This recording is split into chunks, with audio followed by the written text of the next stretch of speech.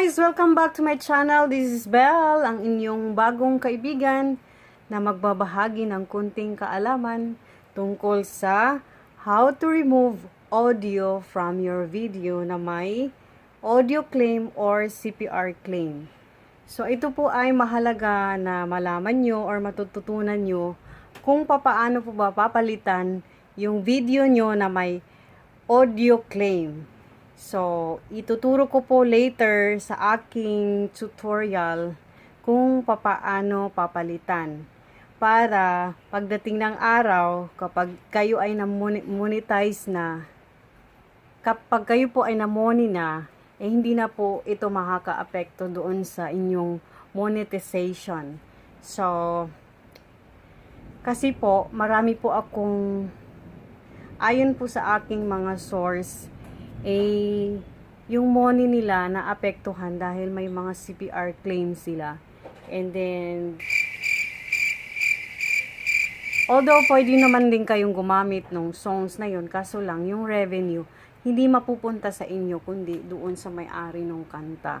So, yun po yung. So, mga friends, mahalaga po na panoorin nyo ng buo yung aking video para masundan nyo step by step kung paano ko papalitan yung aking video na may audio claim since marami po akong may CPR claim. So, ngayon, marami po siyang views so ayoko po siyang i-delete.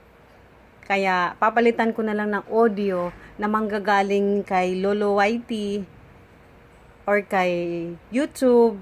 Sa audio library niya, doon pwede tayong kumuha ng mga libreng kanta doon. So, tingnan nyo na lang po ang aking tutorial para maintindihan nyo. So, hello guys. Here we go. Let's start our tutorial. Ang una nyo pong gagawin is pumunta kayo sa Google Chrome. And then, mag-login po kayo sa inyong YouTube account using your Google account. And then, kapag nakapasok na po kayo sa inyong YouTube account or nakalogin na po kayo, i-click nyo lang po itong icon na to or profile pic. And then, makikita nyo po sa baba ng pangalan nyo, Creator Studio. Click nyo po yan. Ayan. So, dito po sa left side, meron dyan na video manager. Makikita nyo po dyan. Pindutin nyo lang po yan. And then, lalabas na po dito yung mga videos na in-upload. So, since yung mga kanta ko, yung mga videos ko, merong mga background, nagkaroon po siya ng CPR claim. Ayan po, includes copyright content. Ayan po yung may mga blue. So, ang papalitan po natin ngayon is ito kasi, yan. So, pindutin nyo lang po yung edit. Wait lang po natin ha. So, makikita nyo po dito sa itaas, pindutin nyo lang po yung audio. Ayan po. Audio. So, dito po sa gilid po, sa right side, makikita nyo po, there is one audio claim on this video. So, nakalagay po dyan, you can erase or replace songs in your video using the tools below. Doing so may remove the following restrictions. So, ibig sabihin po, itong video na ito, can't monetize video. Ibig sabihin, makaka-apekto ito sa aking monetization one day. So, para maiwasan po natin yan, papalitan po natin ng audio na manggagaling sa YouTube Audio Library. So, ito po yun, nandito sa baba. Or, pwede kayong pumunta sa audio library. Makakapili din po kayo doon. So, since ito po ang napili kong kanta, ito, pumili lang po kayo dyan. So, pipindutin nyo lang po yung add to video and then save. So, kapag na-save na po, mag-iiba na po ng kanta yung video na ito. So, hindi na po siya yung original. So, yun po.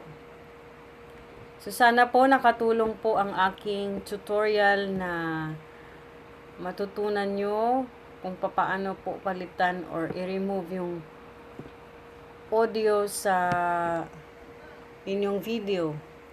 Lalo na yung may mga audio claim or CPR claim. So, maraming salamat po sa inyong panunood. Sana gawin niyo po itong guide, itong video na ito. Maraming salamat po.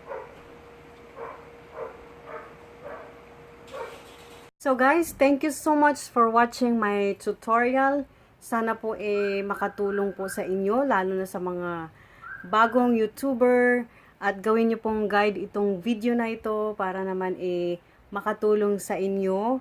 Lalo na yung may mga CPR claim na hindi po nila alam, hindi po sila aware na yung mga kantang ginagamit nila may mga audio claim po iyan. Kasi mahalaga po na i-monitor nyo po ang inyong mga ina-upload na videos kung may mga kantang mga may-ari nun. So, kailangan nyo po i-monitor yon. Kasi ganun po ang nangyayari sa akin. Sobrang dami ng CPR claim or audio claim. Kaya ko po ito ginawa, itong video na ito para maibahagi po sa inyo. So, maraming salamat po. Sana panoorin nyo ng buo para maintindihan nyo po. Maraming salamat po sa mga sumusuporta, lalo na sa aking mga mahal na kaibigan. Sa mga naliligaw po ng landas, sana i-subscribe nyo po ako. At don't forget to hit the notification bell to notify you kung may mga bago akong mga uploads. Okay po, maraming salamat po. Bye!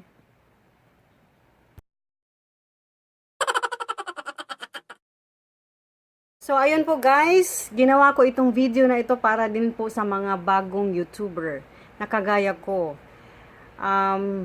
Baka kung makalimutan ko yung mga step na yon, pwede kong balikan, kaya gumawa na lang ako ng vlog para doon sa how to remove audio from your video na may audio claim. So, sana po guys, makakatulong ako sa inyo or my gosh!